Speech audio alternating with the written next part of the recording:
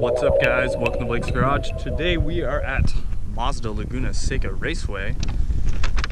It's Thanksgiving and we're doing the Turkey Trot. So we're actually gonna get to walk around the track. Rachel and I, are you excited? And should be pretty cool, so let's check it out.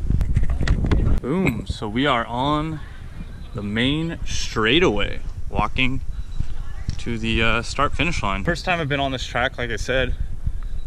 So it's kind of neat that we get to walk it ahead of time, and super cool because we donated to the food bank for the Monterey area, so it's pretty awesome.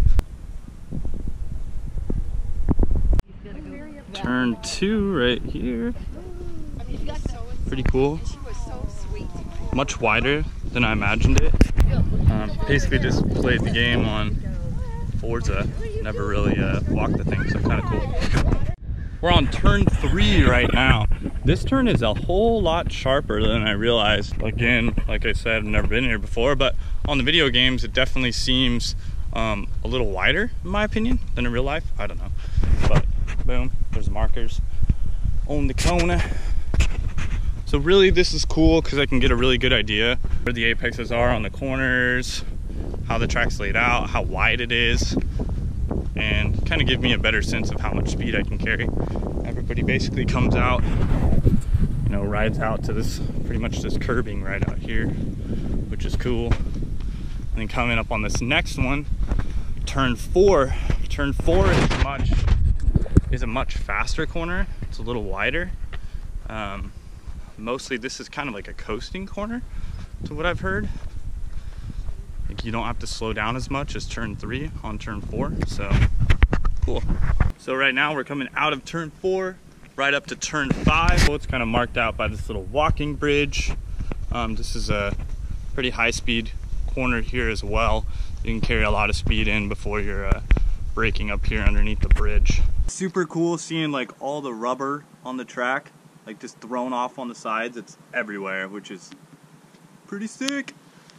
So here's turn 5 right here. It's where you start making the uphill climb. So coming right out of turn 5 is also where the dB meter is. So for you guys with loud cars, you have to lift after you come by the little thing. A lot of people make Laguna pipes because the track is regulated for decibels because of rich people that are mad that they live next to a racetrack and apparently a racetrack's too loud. Maybe don't move next to a racetrack if you have an issue with that, but hey, that's just my opinion. So yeah, super cool. Diving in, this is a pretty well banked turn, so you can tell you can carry quite a bit of speed through this one. Here's a little bit closer view, guys, of the hut. So you can see it like right over there.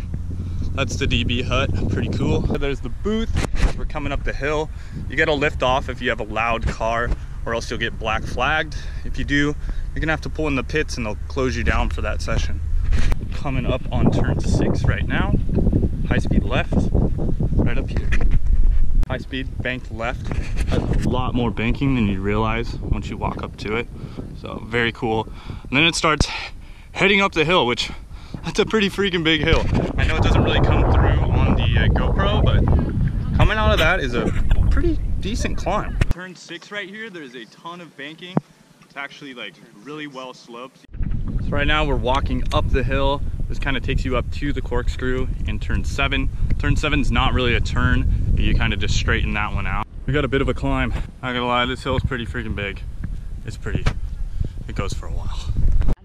What do you think of the hill? It causes your bowels to be sad. It feels sideways? Oh yeah. Don't put that on there. With angry bowels. That's turn 7 right up there. Just jogs out just a little bit. It's really not even a turn, but up on the right there you can see the 3 braking zone, and that's right before you drop into the corkscrews. Super cool. Like literally you can see nothing, you just see sky, which is crazy. What do you think about flying into this turn? I don't know. Should be cool. Should be interesting. Can't even see it. Yeah. We're about to hit the world famous corkscrew, turn 8. About this turn. What turn? I can't see. Oh, there it is. So we're coming up to it right now. It's turn 8 right here. Super banked. 5 stories of elevation drop from the top up here in like less than a second. This is pretty nuts right here.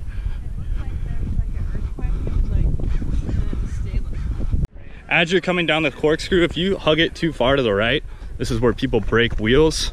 As you can see, lots of curbage marks. That's from people busting wheels wide open and jumping this.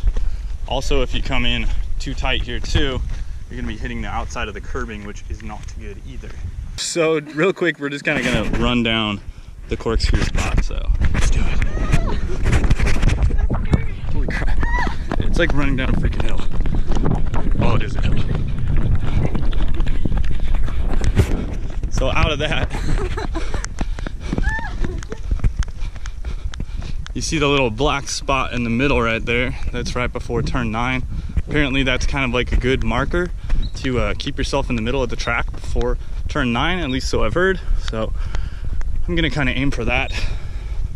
Or California right there in a fucking box. It's nuts. No, I mean patching the fucking street. Oh yeah. Like on the fucking raceway. Fuck you. Yeah. That's the patch job. This is like California roads everywhere, just like patched holes. Thanks, Caltrans, you're great. I mean, this does look a bit better, but... Oh yeah, it's a Band-Aid. Also, to just talk about the surface, it is a tarmac surface. It's you know, a very abrasive type of surface. It's not really slick, so you can tell that you do get a lot of bite in on the racetrack. And like I was showing earlier, all the rubber that just flies off people's tires. Pretty awesome. So turn 9, high speed turn. This is one you got to really balance the throttle on.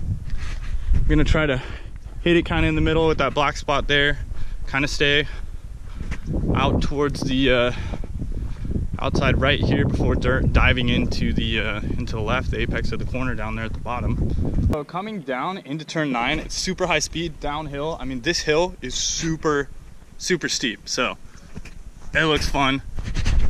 Coming into 9, now I get why people always talk about turn 9 being one of the most difficult turns, because you're trying to carry a lot of speed through here, and you're trying to, you know, kind of hug out towards this way before diving into the red curbing right up there at the end.